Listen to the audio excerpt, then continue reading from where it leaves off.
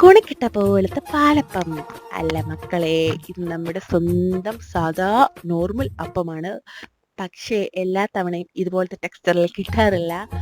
ഇത് ഉമ്മയുടെ സ്പെഷ്യൽ അപ്പമാണ് കേട്ടോ. നല്ല അടിപൊളി മാവിങ്ങനെ അരച്ചുണ്ടാക്കിയിട്ട് ഇങ്ങനെ ചുറ്റിച്ചെടുത്ത് അപ്പച്ചട്ടിയിൽ എടുത്തിട്ട് ഇങ്ങനെ നല്ല ചൂടോടെ പാത്രത്തിൽ ഇങ്ങനെ നിരത്തിയിടുമ്പോൾ ആഹാ എന്താ അന്തസ്. ഇതിന് നമുക്ക് ഒരു കോമ്പിനേഷൻ ഉണ്ട്. എന്താണ്? ബീഫ്.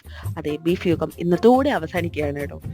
നല്ല വറ്റിച്ചെടുത്ത ബീഫ് കറിയിൽ ഇതിങ്ങനെ മുക്കി തപ്പി ഇങ്ങനെ തിന്നുമ്പോൾ കിട്ടുന്ന ആ ഒരു സുഖം പെരുന്നാളിലാണ് കേട്ടോ ഈ ഒരു അപ്പം ബീഫ് കോമ്പിനേഷൻ കൂടുതൽ ഇവിടെ ഓടിക്കൊണ്ടിരുന്നത്.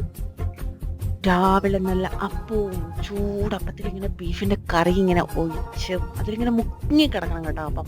എന്നിട്ട് ഒരു പഴത്തിൻ്റെ പീസ് ഇങ്ങനെ പിച്ചി എടുത്തിട്ട് ഇങ്ങനെ വായിൽ വെക്കുമ്പം അയ്യോ കൊതി വരുന്നുണ്ടോ? കൊതി വരുന്നുണ്ടെങ്കിൽ എല്ലാവരും കൂടുതൽ വീഡിയോസിനായിട്ട് നമ്മുടെ ചാനലിന് സബ്സ്ക്രൈബ് ചെയ്തേക്കട്ടോ.